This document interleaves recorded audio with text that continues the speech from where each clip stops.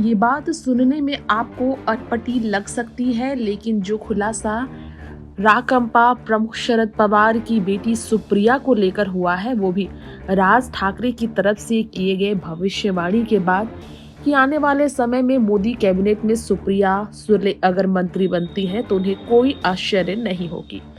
अब सुप्रिया सुले का बीजेपी की ओर जाना, मंत्री पद केंद्र में पाने को लेकर चर्चा होना और इस बीच महाराष्ट्र में सुप्रिया सुले की तरफ से एक कदम उठाना जो कि कॉल से जुड़ा है, चर्चा का विषय बना।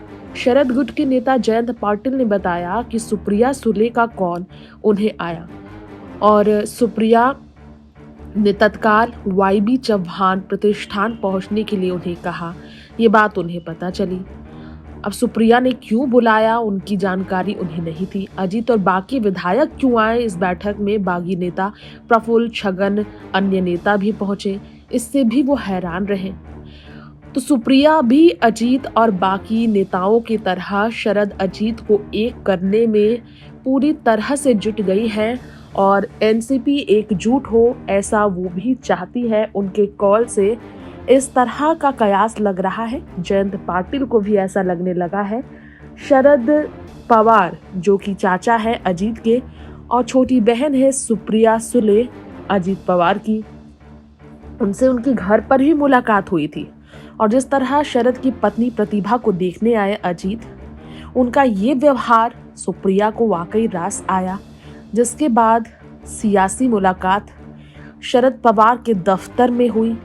इससे ये बात पता चली है कि नाराज एनसीपी में शरद की राजनीतिक फैसलों से रहे थे अजीत, लेकिन परिवार तोड़ने का उनका कोई विचार नहीं, परिवार का दिल दुखाना उनका कोई विचार नहीं।